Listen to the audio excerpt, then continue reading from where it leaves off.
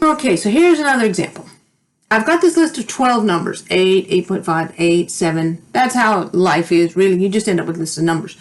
Okay, so the first thing I did was I just went ahead and did one variable stats on them. All right, so I got X bar is 7.46, SX is 0.722, and N is 12. All right, and that I just got to do from doing one variable stats. And I know I don't actually need X bar for anything at all, but I just kind of went ahead and wrote it down because most people just can't resist writing down X bar every time they see it.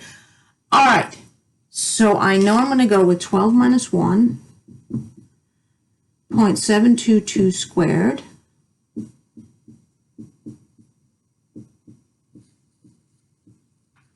All right, then I'm going to go to the chart. And, okay, it doesn't say on here. It might have said on the paper, 95%, because it doesn't say it is 95%. So anytime you're panicked and don't know what it is, just go with 95%.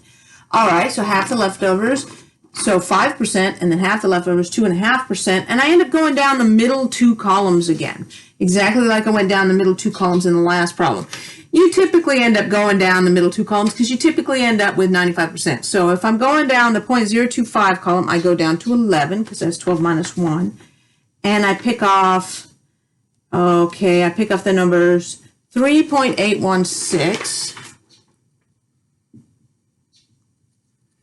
And I also want to go down the 0.025 down to 11, 21.92. Number from the left-hand side goes on the right-hand side. Number from the right-hand side goes on the left-hand side. And then I get on my calculator and I work all this out. Okay, square root of 0.262. Square root of 1.503. And then I find my square root button.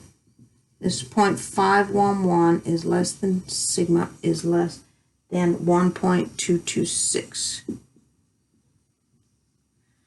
Okay, so I got no idea what the real standard deviation is. I know what the standard deviation is when I did one variable stats.